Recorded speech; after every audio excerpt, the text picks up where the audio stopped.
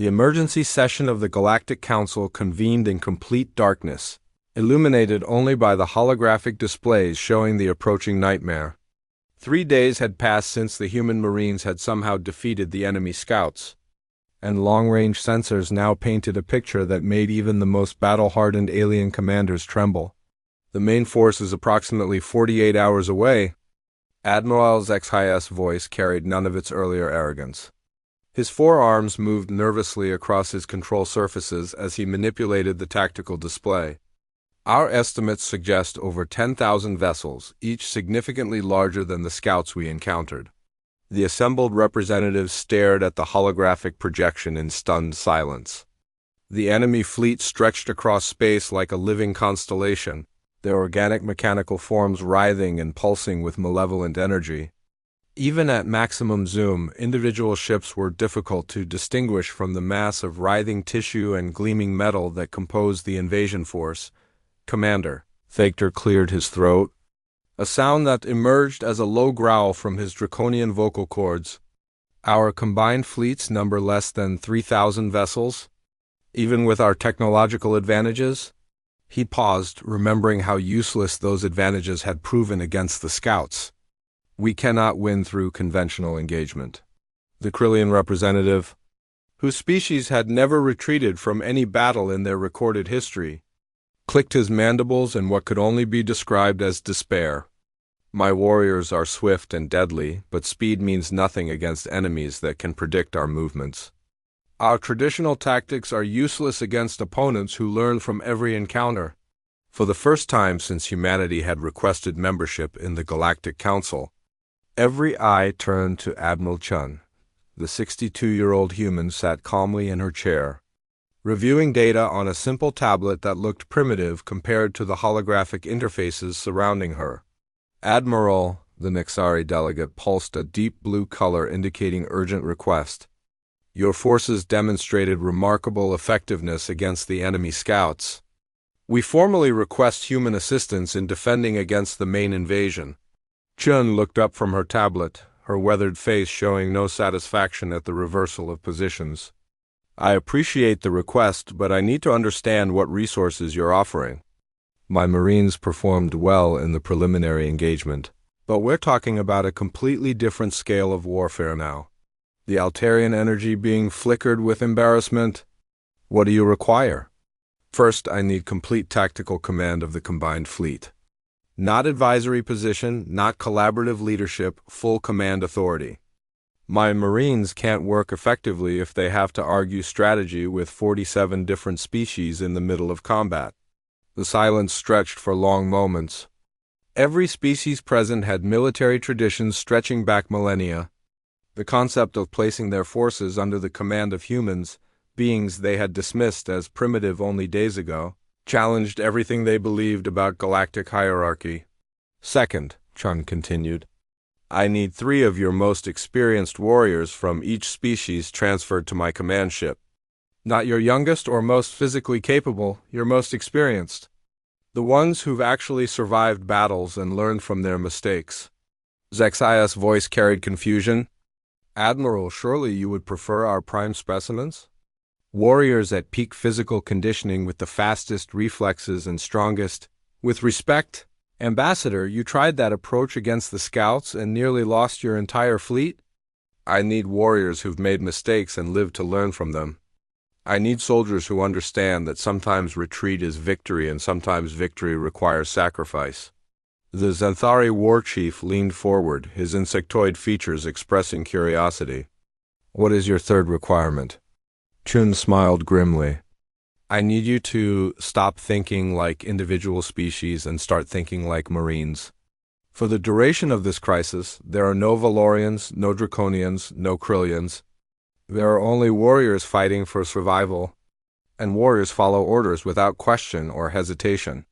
The debate that followed stretched for hours, but the approach of the enemy fleet made the decision inevitable.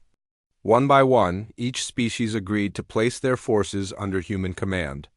Though many did so with visible reluctance, 46 hours later, Staff Sergeant Williams stood in the Combat Information Center of the human flagship Semper Fi, surrounded by alien warriors who averaged over 30 years of combat experience each.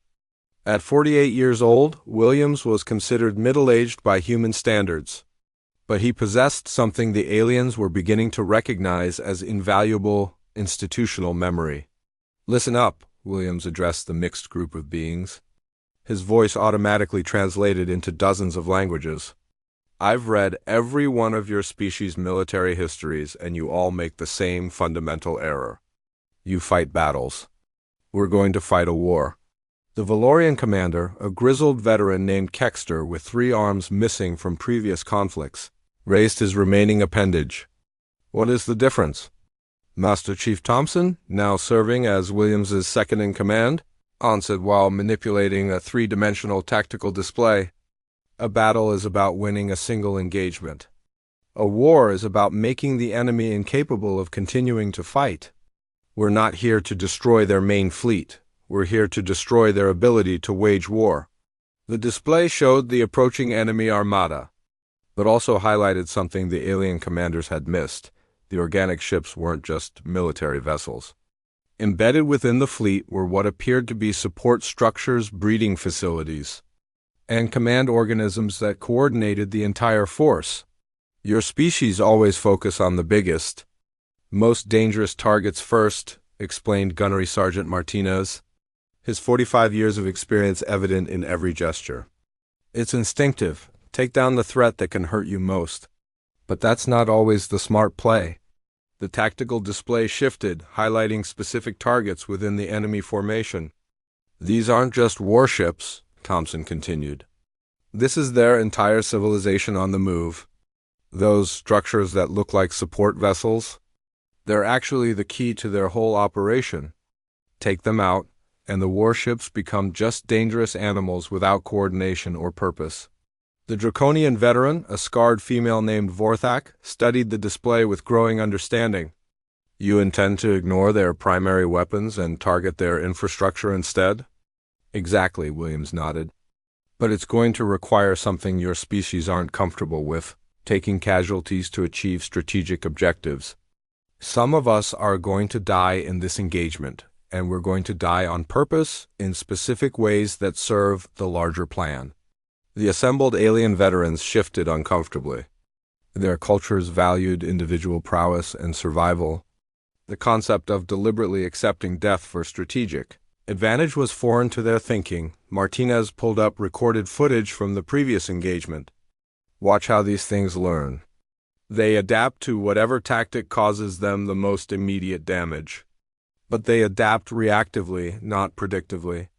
They counter the last thing that hurt them, not the next thing that's going to hurt them." The plan that emerged over the next several hours would have been impossible to implement with younger, less experienced warriors. It required precise timing, absolute trust in chain of command, and the willingness to sacrifice tactical advantages for strategic gains. Most importantly, it required the kind of battlefield intuition that only came from surviving dozens of combat situations where plans fell apart and improvisation became the difference between victory and death. When the enemy fleet arrived, they found the combined galactic forces waiting in what appeared to be a standard defensive formation. The organic ships, having learned from their scouts' encounters with human tactics, immediately began adapting their approach. They spread out to counter human unpredictability, configured their hulls to resist kinetic weapons, and prepared their learning algorithms to counter the electromagnetic and chemical attacks that had proven effective before. For the first hour of battle, it appeared their preparations were successful. The human-led fleet fought exactly as expected: kinetic rounds, chemical weapons, electromagnetic pulses, all deployed in patterns the enemy had already learned to counter. Worse, the galactic forces seemed to be fighting with uncharacteristic recklessness, taking casualties that could have been avoided with better tactical positioning. What the enemy didn't realize was that every mistake was deliberate, every casualty served a purpose, and every seemingly failed attack was actually reconnaissance in disguise. "Enemy adaptation rate is proceeding within projected parameters," reported the Altarian intelligence officer, his energy form flickering with excitement. They are countering our primary attack vectors and learning to predict our ship movements. Admiral Chun nodded calmly. Excellent. They think they understand us now. Master Chief Thompson, initiate Phase 2. The real attack began so subtly that the enemy didn't recognize it at first.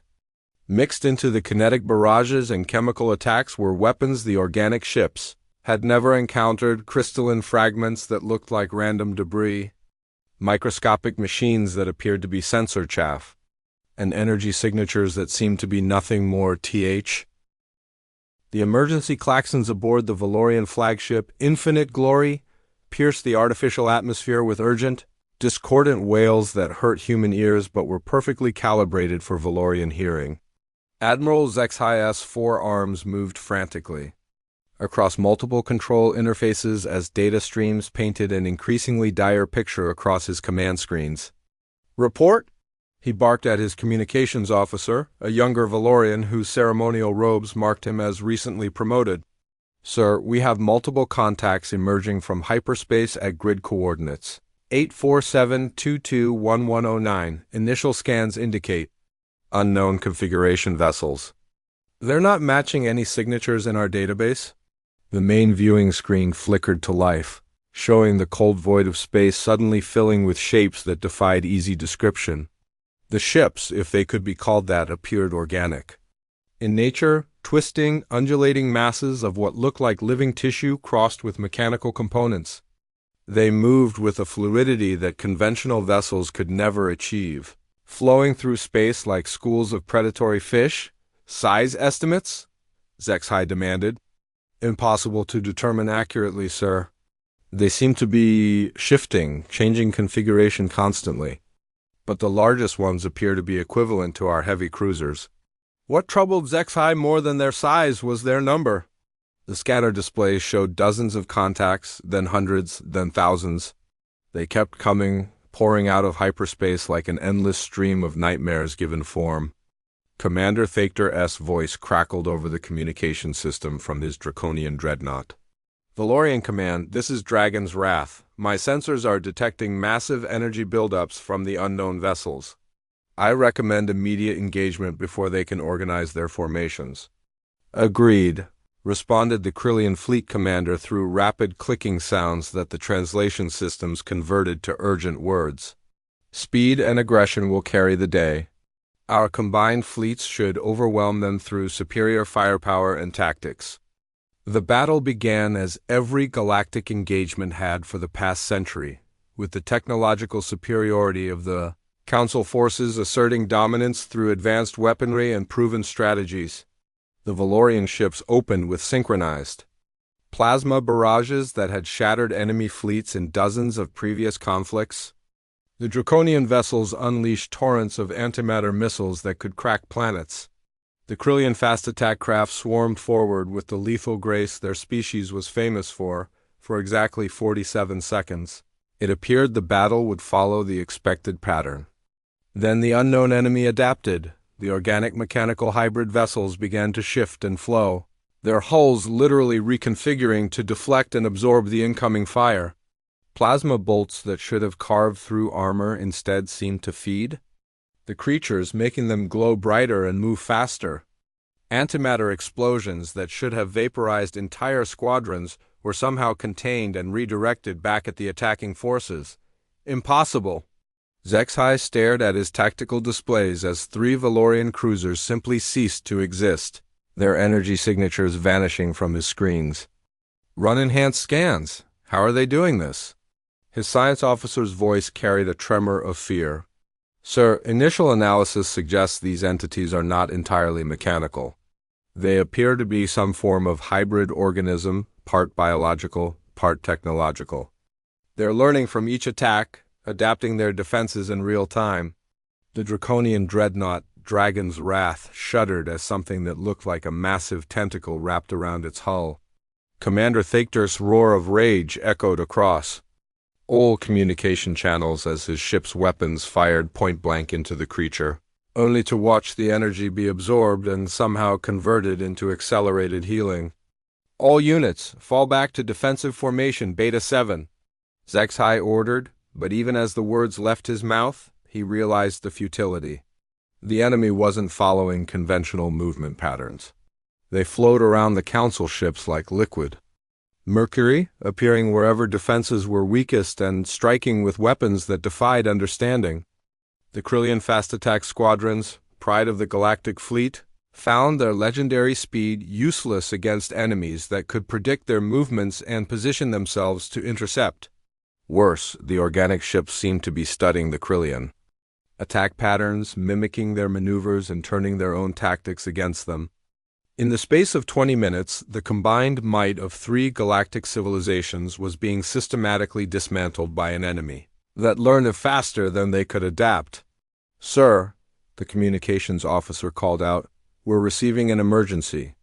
Transmission from Admiral Chun aboard the human vessel Semper Fi. She's requesting permission to engage." Zexhi's first instinct was to refuse. The human ship was barely frigate-class by galactic standards, crewed by those aging warriors the Council had dismissed. What could they possibly accomplish that the superior forces of the Council could not? But as another Valorian ship disappeared from his sensors, consumed by something that looked like a massive spaceborne jellyfish with weapons bristling from its translucent body, desperation overcame pride. Permission granted. All human vessels are cleared to engage at their discretion. The human response was immediate and completely unexpected. Instead of charging forward like every other species had done, the small fleet of human ships spread out in a complex pattern that made no immediate tactical sense. They moved slowly, deliberately, taking time to observe and analyze while the battle raged around them. "What are they doing?" Thaktor's voice carried confused rage. "The battle is here and now. Why do they retreat to observe when we need every weapon firing?" Admiral Chun's voice came across the comm system, calm and steady despite the chaos surrounding them. "Dragon's Wrath, we're not retreating, we're studying. Give us 90 seconds to analyze their patterns." 90 seconds? "We don't have 90 seconds." The Krillian commander chittered frantically. "My entire third wing just got torn apart by something that shoots acid." But the humans took their 90 seconds anyway. Aboard the Semper Fi, Gunnery Sergeant Martinez worked with a team of Marines who averaged 45 years of age, their hands steady on instruments as they tracked enemy movements, cataloged attack patterns, and identified what their younger alien allies had missed in their rush to engage. "Ma'am," Martinez reported to Admiral Chun, "these things learn fast, but they learn linearly.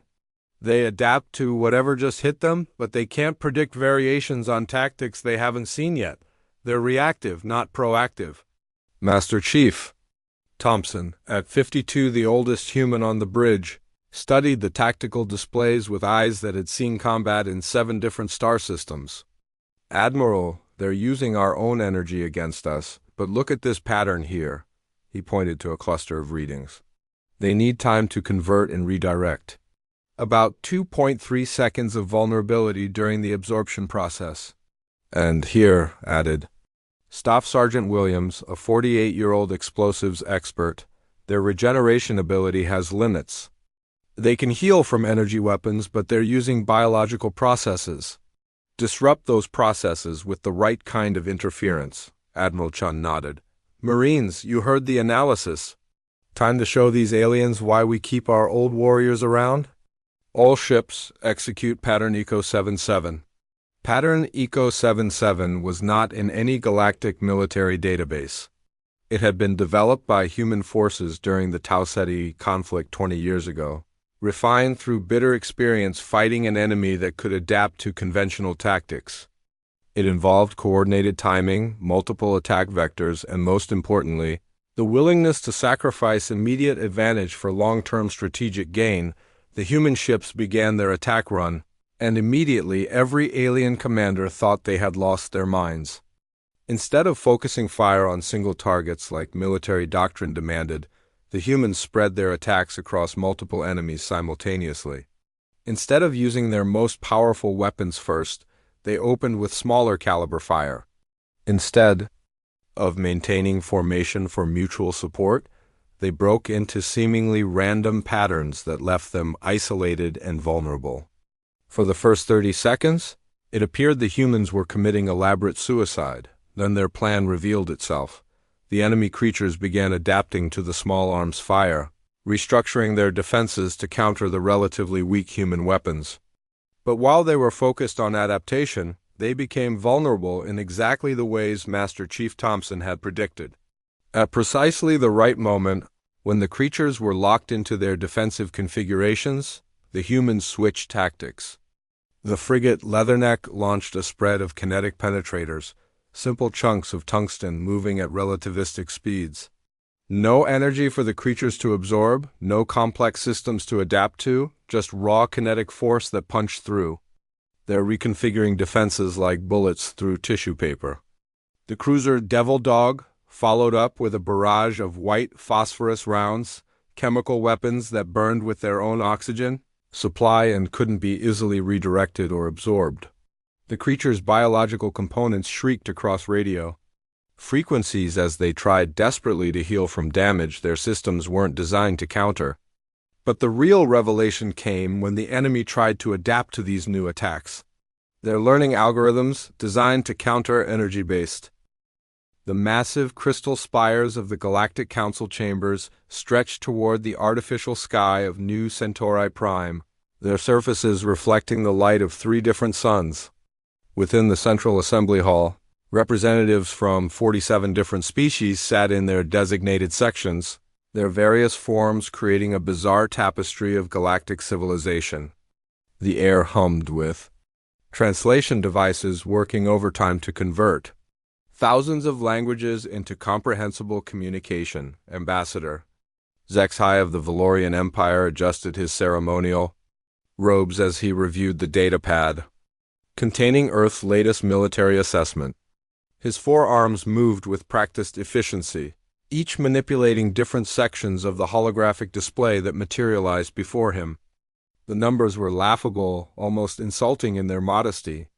Esteemed colleagues, Zexhai's voice resonated through the chamber's acoustic systems, automatically translated into every language present. We gather today to address Earth's request for inclusion in the Defensive Alliance network.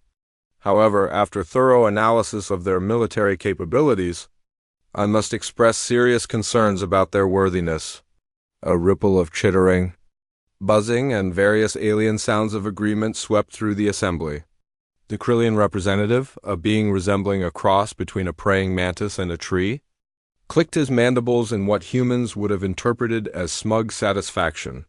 The human military, Zexhai continued, relies heavily on what they call veterans warriors who have aged well beyond their physical prime. Their most elite fighting force, the United States Marine Corps, has an average age of 32 standard years. Many of their senior leaders are approaching 50 years or more. In contrast, our Valorian shock troops are replaced at the first sign of decreased reaction time, typically around age 25. The Nexari delegate, a blob-like creature that communicated through color changes, shifted to a deep purple indicating amusement. Through the translation system, her thoughts became audible. 50 years? Our species reaches full maturity at 15 and retires from combat at 22. How can these humans expect to defend anything with such ancient warriors? Commander Thactor of the Draconian fleet leaned forward, his scaled hide gleaming under the chamber's lights. I reviewed their combat footage from what they call conflicts. Their warriors move slowly, deliberately. They lack the swift, brutal efficiency we see in proper military forces. They spend excessive time on what they term planning and reconnaissance instead of simply overwhelming their enemies with superior firepower and speed. The human representative, Admiral Sarah Chun, sat quietly in her designated spot, her weathered face showing no emotion as the criticism continued. At 62 years old, she had served in conflicts across 3 different star systems, but to the aliens surrounding her, she appeared to be nothing more than a relic who should have been retired decades ago. Furthermore, added the Zenthari war chief, a insectoid creature whose species was known for their ferocity in battle. These humans demonstrate a peculiar attachment to their older warriors. They promote them to leadership positions rather than replacing them with younger, faster specimens. It defies all military logic. The Galactic Council had been formed 3 centuries ago, when the first interstellar wars threatened to consume entire sectors. Species after species had joined, contributing their military might to a collective defense that had successfully repelled invasions from the dark regions beyond the galactic rim. Each member species brought something unique to the alliance. The Valorians had their technological superiority. The Draconians possessed overwhelming firepower. The Krillians offered unmatched speed. And the Xanthari provided brutal close combat effectiveness. Humans, however, seemed to offer nothing that wasn't already available in superior forms from other species. "Let us examine their equipment," suggested the Altarian representative, a being of pure energy contained within a crystalline shell. Their weapons technology is at least 50 years behind current galactic standards. Their ships lack the self-repairing nanotechnology that has been standard for most civilizations for over a century. Even their protective gear appears bulky and inefficient compared to modern alternatives. Zexhai nodded, manipulating his data display to show comparative analyses. Indeed, their standard infantry weapon, the M27 rifle, fires projectiles at barely supersonic speeds. Compare this to our plasma rifles, which deliver energy bursts at near light speed. Their body armor relies on crude materials like ceramic plates and synthetic fibers, while our forces utilize molecular-level protection. Shields, the chamber filled, with what could only be described as polite alien. Laughter, a mixture of sounds. That would have been completely incomprehensible to human ears. Their tactics are equally outdated, continued Commander Thaker. They employ something called combined arms warfare, which requires coordination between different military branches. Our analysis shows this creates unnecessary complexity and potential points of failure. Modern warfare should be swift, direct, and overwhelming. Admiral Chung finally requested permission to speak. Her voice, when it came through the translation systems, was steady and calm. "Honored representatives, I understand your concerns about age and equipment. However, I would like to point out that experience often compensates for physical limitations. Our older warriors have encountered situations and adapted to challenges that younger soldiers haven't faced." The Nexari delegate shifted to a bright yellow color, indicating confusion. "But surely fresh reflexes and peak physical condition are more valuable than accumulated memories of old battles."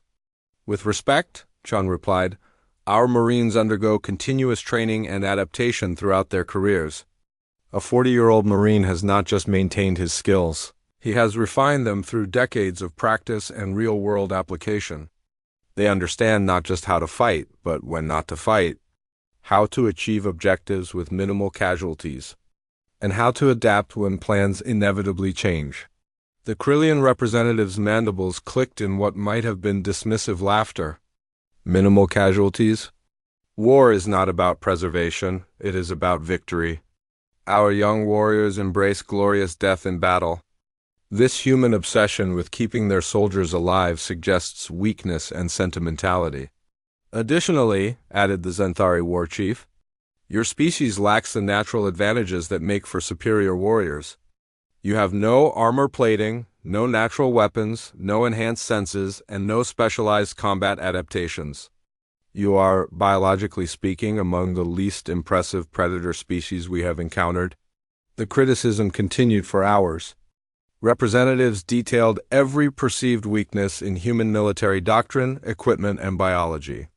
They questioned why humans insisted on lengthy training periods when other species could produce combat-ready warriors in months rather than years.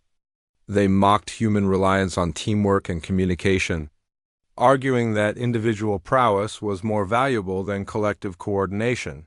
The Dracorian fleet commander pulled up tactical simulations, showing human forces in various scenarios. "Observe how they move. Cautiously, checking corners, communicating constantly with their teammates. Our warriors would have completed the objective in half the time with direct assault tactics." What the aliens couldn't understand, and what Admiral Chun didn't bother explaining, Was that human caution came from hard-earned wisdom? Every careful corner check represented lessons learned from fallen comrades. Every communication protocol had been written in blood and refined through countless engagements. The Valorian ambassador concluded the session with a formal recommendation. Based on comprehensive analysis, I propose we offer Humanity Associate membership only. They may contribute non-combat support, medical services, logistics, engineering, but their military forces should not be integrated into our defensive networks. Their aging warriors and outdated equipment would create vulnerabilities that our enemies might exploit. The vote was unanimous among all non-human representatives. Earth would be welcome to join the Galactic Council, but as a junior member providing support services, rather than frontline defense capabilities. As the session ended and delegates began filing out of the chamber, Admiral Chen gathered her materials slowly. Her aide, a young Marine captain named Rodriguez, approached with barely contained frustration evident on his face. "Admiral, they have no idea what they're dismissing," Rodriguez said quietly. "If they could see Gunnery Sergeant Martinez in action, or watch Master Chief Thompson coordinate a complex operation, or witness how our ancient warriors handle real combat stress." Chun smiled grimly. "Captain, sometimes the best lessons are learned through direct experience. They'll discover what they've overlooked soon enough."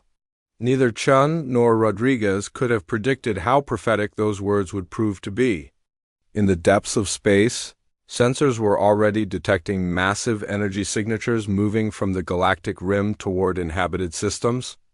An enemy unlike anything the Galactic Council had previously faced was approaching, and their advanced weapons and youthful warriors were about to be tested against something that cared nothing for their technological superiority or physical advantages. The unknown attackers were coming, and the Council was about to learn that sometimes experience and determination